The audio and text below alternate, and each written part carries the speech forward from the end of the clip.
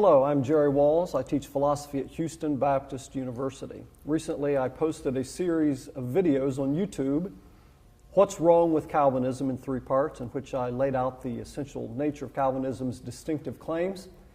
I explored the heart of the difference between Calvinism and Arminianism, which is the character of God. I also explored some of the inconsistencies, logical inconsistencies within Calvinism, as well as its practical inconsistencies. Not surprisingly, anytime you post something like this, you get some controversial remarks from critics, and several of those have come forth from persons who have said, but what about the Bible? You haven't said a whole lot about the Bible, and granted, my focus was on philosophical and theological coherence, and I want to say this very quickly. I don't think it's a good idea to set consistency against the Bible and biblical interpretation, because if your interpretation of the Bible is correct and the Bible is consistent itself, then the theological claims you derive from the Bible will also be consistent. So if there's inconsistency, either the text itself is inconsistent or you've not interpreted it correctly. Well, at any rate, what about the Bible? That's the question that's being pressed.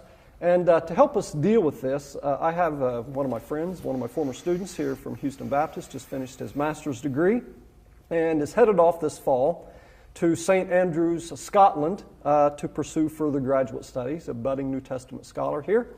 And I mentioned in the first set of videos that Calvinism is very popular, very attractive to the younger generation, the young, the restless, and the reformed, as one book title would have it. Well, Paul's young, he's restless, but he's not reformed. And he's here to help us sort this stuff out. Paul, let's just begin by quickly saying, what is it about Calvinism that's so attractive to your generation? It seems counterintuitive, at least on the face of it, that a hard, difficult, demanding doctrine like this would be so attractive to the young and the restless. Why is this? Sure, yeah. I think it roots in something positive, and that's the good thing. The positive thing is that our generation is really desirous to know the Bible and to strive to have a faith that is biblically accurate. And I think it roots in a desire to know the text and to bow your worldview to what the Bible teaches. And so I think that's the good thing from which it springs. But I think that desire to know the Bible well and for it to be your worldview was met with just this charismatic Reformed preaching.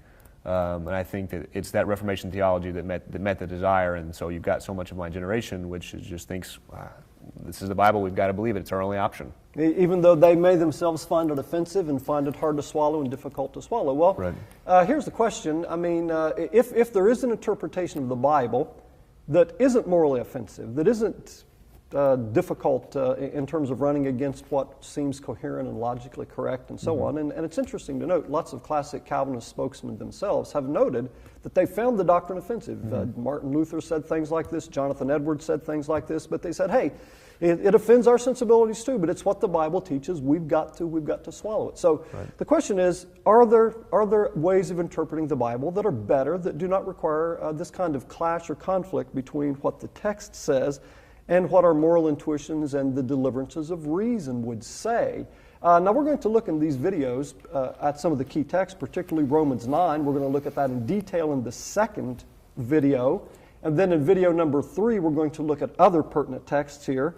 But today we're going to just kind of lay the groundwork in this first video, because in order to be a good interpreter of the Bible, you've got to interpret things in context. Everybody knows that. So you can't just like say, well, here's a verse right here in Romans 9, it says this. This just settles the issue.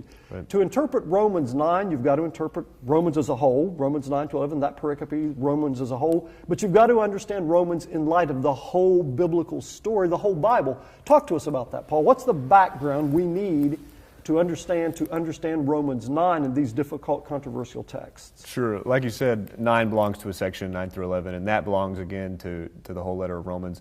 And the letter of Romans belongs to the whole body of writing in the New Testament. And the New Testament writers believed and recorded and knew that the events about which the New Testament are written, the events of Jesus, his death and resurrection, those were the events which were the climax of the story of the Bible, that were the climax of the story of the world. Jesus' death and resurrection is the event around which world history turns. They knew that, they believed that, and that's what they wrote about.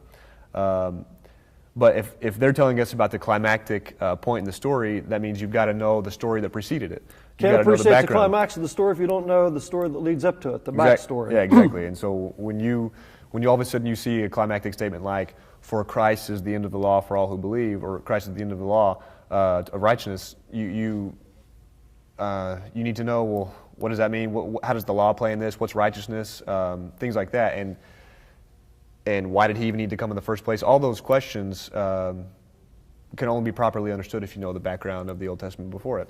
And that's what the Old Testament is. It's not just this storybook where you can get good aphorisms or moral points out. These are stories which are telling the story of the world and are telling the story of Israel, and most importantly, the story of God, telling us who God is, what is His character, what is His nature, what are His inclinations, what are His desires, purposes, intentions, and how has He acted within the world, how has He acted toward Israel and the world in response to that.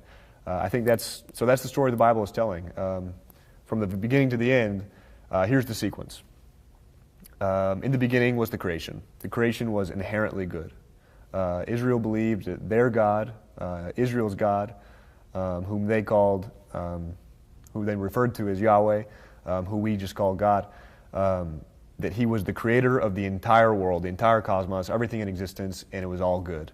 The next part in the story we know well was the fall. The fall, Adam and Eve fell because of their sin. And this fall was not just a human fall, it was a fall of the entire created order. Brought the whole world down. The whole world down. This is not just my intellect is impaired or my will is impaired. This is the entire created order has been devastated. It's important to emphasize that, though, that the most important truth is not the world has fallen. The most important truth is God created as good originally, and He's redeeming this world that He pronounced good. Sure. And if the whole created order has fallen, then that means that the restoration is not just of individuals, but is of the entire created order. The restoration entails not just my human soul or heart or mind or my individual self, but the entire created order. And that God's desire is for the redemption of the entire creation and every individual in it. So for us to understand individual salvation, we've got to see it in light of this bigger story, this bigger project, this holistic salvation that God is working. That's right. And so here's the key that you get. So there was creation, there was fall, and then there's God's desire to restore it all. And here's the key in the Old Testament and our understanding of the New Testament. Israel is the means, God's chosen means of restoration of the whole world. God elected Israel to be the means of salvation for the entire world. He elected them not to be a light unto themselves. He elected them not just so that they would be a blessing in their own right to themselves or saved for themselves. He elected them to be the means through which He would work to restore the entire created order. Starting clear back with Abraham, and you, all the nations of the world will be blessed. Exactly. Abraham, Isaac, and Jacob, they're the selected leaders of the nation of Israel, through which He'll work to redeem everything. So that's the key. First he picks Israel. They're going to work to redeem the world. God's going to work through Israel to redeem the world. And that's the sequence. Through Israel's restoration comes the restoration of the whole world. But then part of the problem is that's just part of the narrative. But then the part of the plot thickens a bit when you realize, okay, if Israel is the means of restoration, what if Israel herself is broken? If the light has burnt out. What if Israel is supposed to be the solution, God's solution, and they're part of the problem? And so you get all of a sudden this need to not only just restore Israel through the world, but you've got to restore Israel first and then the world. They're like, I've heard this metaphor before, it's like they're the rock that's thrown into the pond. They're the first circle that emanates, but it emanates larger and larger from them, from the center. Israel's the center. Eventually reaches the edge of the whole pond. And it reaches everything, yeah. So Israel, again, this is the key, was elected not for themselves, but to be a light for the nations. And then again, if Israel's part of the problem, they've got to be restored first, and then the world. So I'm going to look at some texts, just a couple. I'll mention a few, but then I'll just read a couple. These emphasize the fact that it's got to be Israel first, and then the Gentiles. That's just the necessary natural sequence because, again, if Israel is broken herself, they've got to be redeemed first, and then the world. This is Isaiah 42, verses 6 and 7. that says, I am the Lord. I have called you, Israel, in righteousness. I will also hold you by the hand and watch over you. And I will appoint you as a covenant to the people and as a light to the nations, to open blind eyes, to bring out prisoners from the dungeons, and those who dwell in darkness from the prison. You see, the key here is Israel's got a task. Their task is to be a light to the nations, to open blind eyes. Next one. This is Isaiah 49, 5 and 6.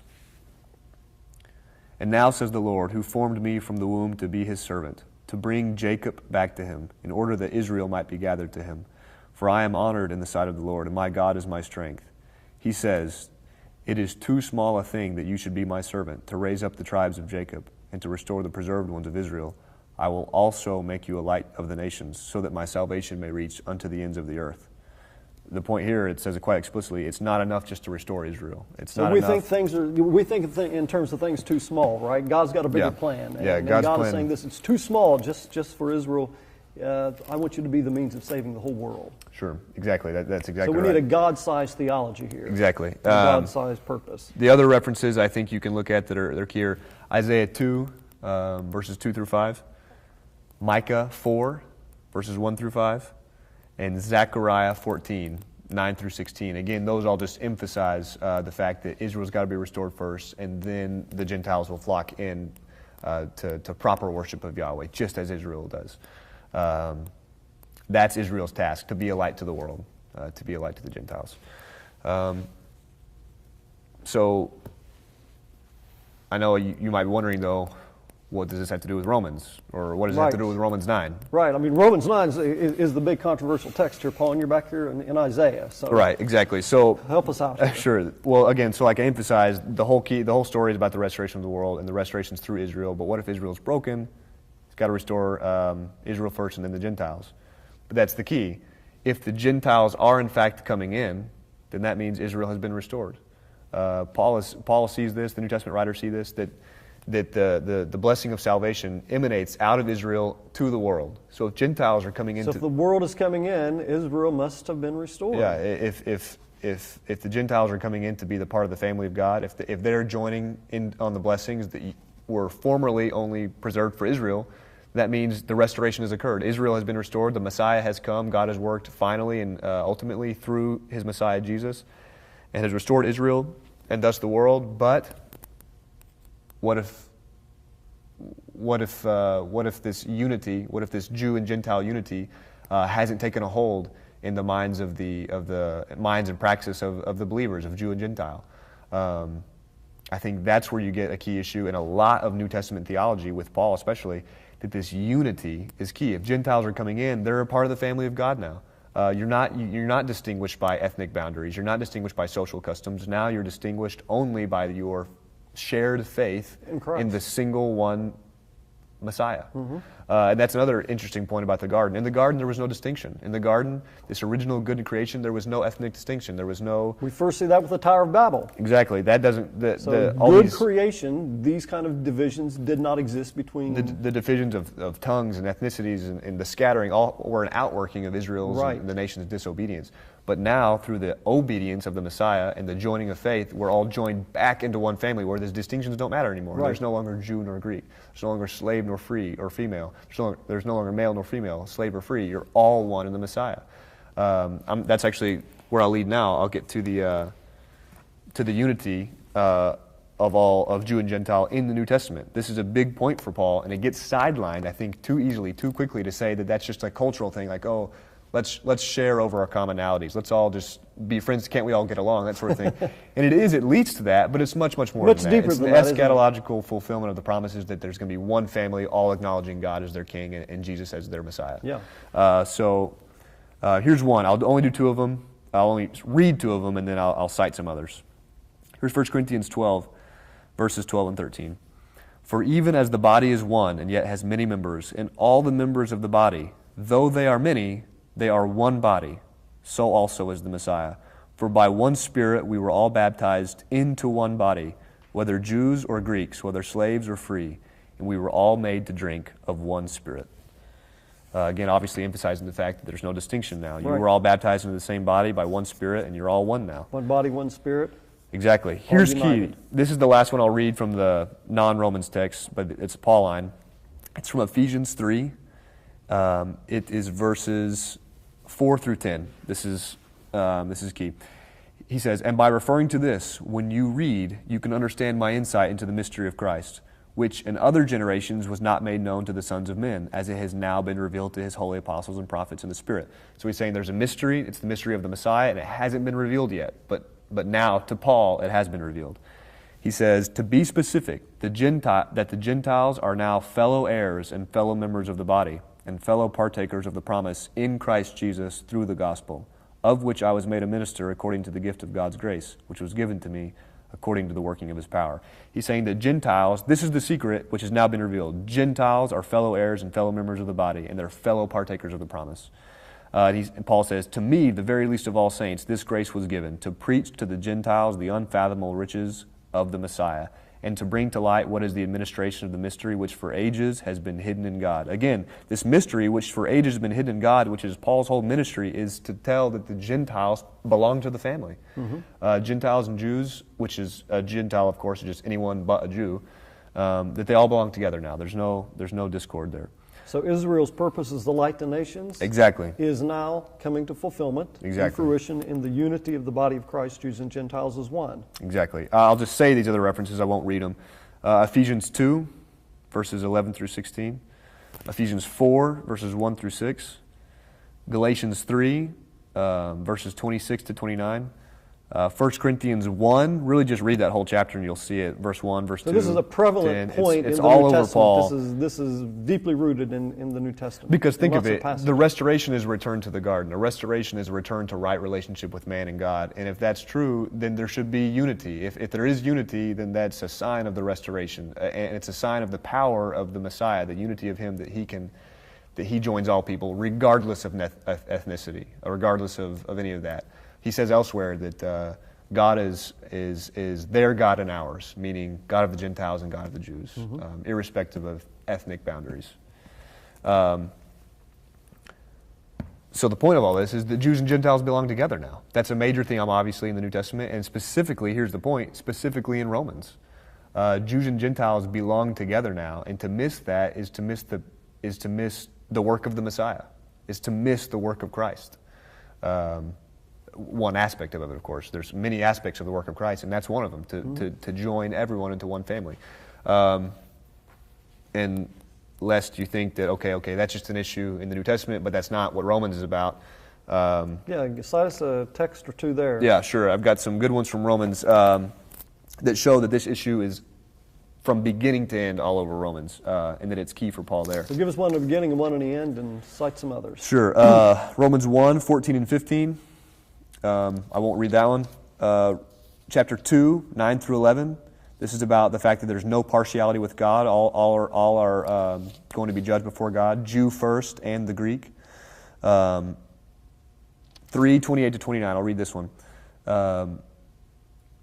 Here he talks about the fact that man is not justified by the Torah because only Jews have the Torah. And if Torah was the means of justification, then only Israel could be justified. But this justification is for everyone. This belonging to God's family belongs to the whole world.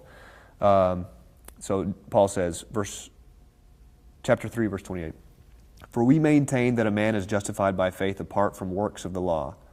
Or is God the God of Jews only? Is He not also the God of the Gentiles? Yes, of the Gentiles also. If indeed God is one, and He will justify the circumcised by faith and the uncircumcised through faith." Point is that Jew and Gentile belong together. They belong in the single family of God. God is not just the God of Israel. He's the God of the entire world. And this restoration is universal. So were the Romans getting this? They weren't getting this. You can see that played out in the end here, and this is the last one I'll read from Romans. It's from, there's one in chapter 14, and there's also lots of them in chapter 15. But it's the fact that they, for example, like a Gentile doesn't observe Jewish kosher laws. So what if Jew and Gentile Christian are living together? Gentile doesn't observe the food laws, a Jew does. They might divide over that. They might see the Jew doing that and think, oh, he hasn't really accepted the full work of the Messiah as I have. Or vice versa. The Jew might see the Gentile not following the kosher laws and think, or the food laws, and think, this Gentile isn't really part of the family of God. He's not really observing our traditions. And you might say for Christians that just ain't kosher. Exactly. And so Paul addresses that. He says, whether you eat, you do it for the Lord. If you don't eat, you do that for the Lord. Let us all be one. Don't judge one another. He says, for to this end Christ died and lived again, that he might be the Lord both of the dead and of the living. That's what Paul says after addressing the food laws. That's in Romans 14. Here's Romans 15. This will be the last one I read. He's exhorting the Jew and Gentiles of the Roman church to live together in unity. He says, now may the God who gives perseverance and encouragement grant you to be of the same mind with one another according to Christ Jesus, that with one accord you may with one voice glorify the God and Father of our Lord Jesus Christ. The point is, he's emphasizing that you are of one mind with one accord, one voice, glorifying the God who is the Father of all, and is over all and through all and in all, which is what he says in Ephesians. Again, in the emphasis of unity. Right. Christ is the Christ of all of us. So God is the God of all of us. Were they experiencing unity? That's the question. Yeah. I mean, so is there anything about Romans, the context, that would tell us whether they were living this out?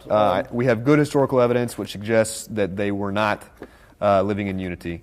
The historical context is in the late 40s, the Emperor Claudius, in the Roman Empire, the Emperor Claudius sent out an edict, and he banished all Jews from the empire.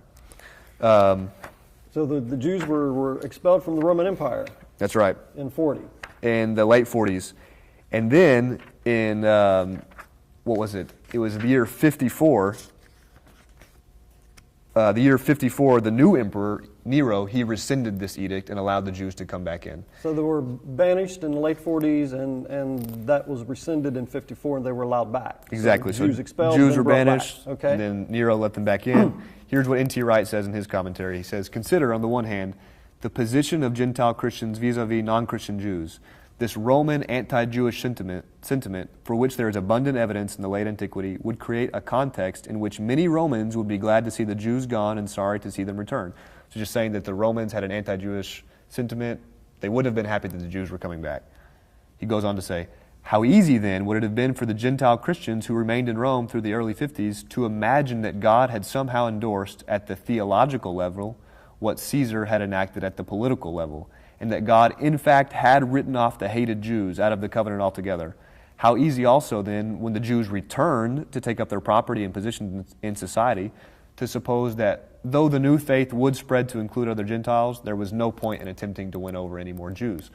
What he's saying here is that Jews come back, and it would have been so easy for the Gentile Christians to just go along with the cultural flow and say, Jews don't belong here, God's written them off, God banished them. And have seen this banishment as itself God's action. Exactly. God's punishment. And Paul, so God's done with the Jews now, and the Gentiles are now his people, and he's through with them. And I think implicitly through Romans, you see Paul addressing this all over the place. Unity, unity, unity, with one voice, with one voice, one accord, glorify the Father, who's Lord over all.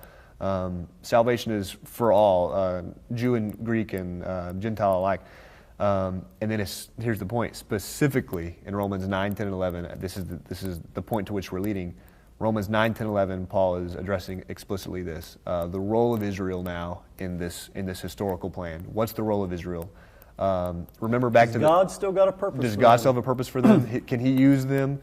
And what about Gentiles? How should they relate? I think you get that in Romans 9, 10, 11. 11, of course, being where Paul exhorts the Gentiles not to be arrogant toward the Jews. This roots out of the fact that looks like they had been in Rome. It looks like they had been arrogant toward them, and Paul says, don't be arrogant. Y'all are the ones who y'all are participating in the Jewish roots. This salvation is from the Jews, and it's for the Jews, and it's for Gentiles as well. But so there in Romans 11, where it talks about the branches being broken off, so the Gentile branches could be grafted in. Exactly. But don't be arrogant, because hey, if you're disobedient, you can be broke off, and if they're obedient, they can be grafted back in. Exactly. So that's what leads us to Romans 9, 10, and 11, and I think that's where you've got Paul answering those questions explicitly about the role of Israel in the world. And especially the key is if Israel had been restored, as we thought, if Gentiles are coming in again, that means that Jews have been restored. But all of a sudden, Paul looks at his Jewish brethren, Jewish kinsmen, and he has unceasing grief over them. That's how Romans 9 opens. Right. Unceasing grief over them because they haven't believed. So how does can he that make be? sense of this, given their historical role in God's plan of salvation? Exactly, and so that's the story of Romans 9-11, which we'll cover. All right. Well, thank you very much, Paul. All right. So Romans 9, 10, and 11. Romans 9, particularly, we're going to focus on in the second video. You have the broad background. And again, the point is, it is not simple to exegete the text. You can't simply isolate chapters, verses, and understand them simply. It's knowing this larger biblical narrative. And thank you, Paul, for laying the groundwork. We will go to Romans 9 in the second video. Thank you.